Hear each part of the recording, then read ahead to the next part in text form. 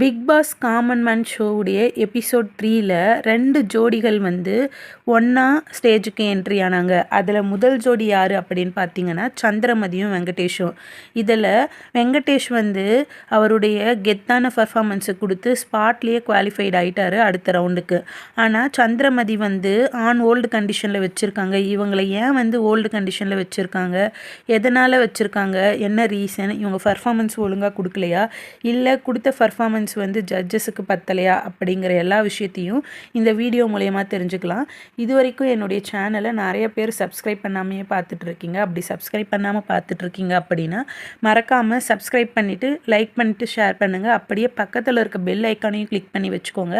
அப்போ தான் என்னுடைய எல்லா வீடியோஸும் உங்களுக்கு நோட்டிஃபிகேஷனில் வரும். வாங்க உடனே வீடியோக்குள்ளே போகலாம். இன்றைக்கான எபிசோட் 3ல் சந்திரமதி வந்து உள்ளே வந்தாங்க. வரும்போது வெங்கடேஷ் அவங்க கூட தான் வந்து ஸ்டேஜை ஷேர் பண்ணிக்கிட்டாங்க.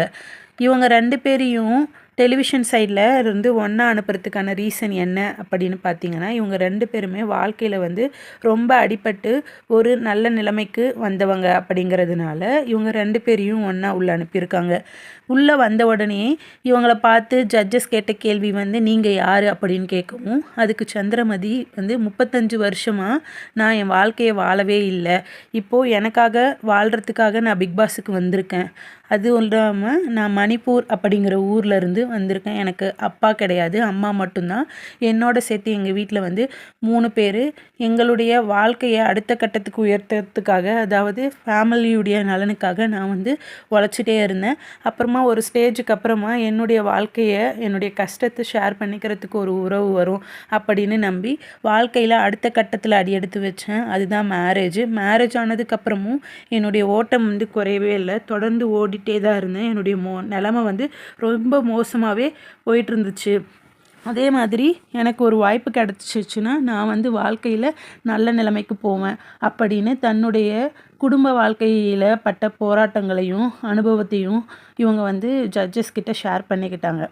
இவங்க கூடயே சேர்ந்து வெங்கடேஷ் அவரும் வந்ததுனால இவங்களும் அவங்களும் 2 பேரும் மாற்றி மாற்றி அவங்களுடைய வாழ்க்கையில் நடந்த போராட்டங்களையும் கஷ்டத்தையும் வந்து சொல்லிட்டு இருந்தாங்க. சரி, உங்கள் 2 பேரில் யார் பெருசு அப்படின்னு அடிச்சு காமிங்க அப்படிங்கிற மாதிரி ஜட்ஜஸ் வந்து இவங்களுக்கு ஒரு டாஸ்க் கொடுத்துருந்தாங்க. அது என்ன டாஸ்க்கு அப்படின்னா, நீங்கள் 2 பேரும் வந்து இந்த வாய்ப்பு உங்களுக்கு எதுக்காக தேவை, அப்படி பிக் பாஸ்க்குள்ளே போனீங்கன்னா என்ன பண்ணுவீங்க அப்படிங்கிறத விவாத முறையில் வந்து சண்டை போட்டு காமிங்க அப்படின்னு சொல்லவும், உடனே சந்திரமதி எனக்கு இந்த வாய்ப்பு கிடச்சிச்சின்னா நான் பெரிய ஆளாவேன், அதுக்காக தான் வந்து நான் வந்திருக்கேன், எனக்கு இந்த வாய்ப்பு வேணும் அப்படின்னு சொல்ல, வெங்கடேஷ் வந்து ஆப்போசிட்டில் இருந்ததுனால அவர் வந்து நான் பிக் பாஸுக்கே சாப்பாடு போட போகிறேன், நான் வந்து ஸ்பான்சர் ஆக போகிறேன், டைட்டில் வின் பண்ண போகிறேன், என்னால் வந்து 7 பேர் வந்து இப்போது பெரிய லெவலில் இருக்காங்க, 2 கோடி டர்ன் ஓவர் எனக்கு இருக்குது, அதே மாதிரி நான் டைட்டில் வின் பண்ணிட்டேன்னா தமிழ்நாட்டுக்கு ஹெல்ப் பண்ணுவேன், இந்தியாவுக்கு ஹெல்ப் பண்ணுவேன், அதே மாதிரி நீங்கள் வந்து இந்த வாய்ப்பை எனக்கு விட்டு கொடுத்துட்டிங்கன்னா உங்களுக்கும் நான் வந்து வாழ்க்கையில் அடுத்த கட்டத்துக்கு போகிறதுக்கான ஹெல்ப்பெல்லாம் நான் பண்ணுவேன் அப்படின்னு அவர் தரப்பில் இருக்கக்கூடிய பாயிண்ட்டை வந்து அவர் தொடர்ந்து எடுத்து வச்சுட்டே இருந்தார். அந்த சமயத்தில் சந்திரமதி கிட்ட வந்து அந்த ஃபைட்டிங் ஸ்பிரிட் வந்து கம்மியாக இருந்துச்சு. அதே மாதிரி அவங்க வந்து எனக்கு இந்த வாய்ப்பு வேணும் அப்படின்னு ரொம்ப உறுதியாக சொல்லாமல் இவருக்கு சான்ஸ் கொடுத்துட்டு அவர் பேசுகிறத வெயிட் பண்ணி பார்த்துட்டு இருந்தாங்க. அதனால் ஜட்ஜஸ் வந்து இவங்களுக்கு கொடுத்த வாய்ப்பை வந்து பெருசாக எடுத்துகிட்டு அதுக்கான எஃபர்ட்டை போட்டு பேசலை அப்படிங்கிற நோக்கத்தோடு இவங்களை வந்து இப்போ ஓல்டு கண்டிஷனில் வச்சுருக்காங்க.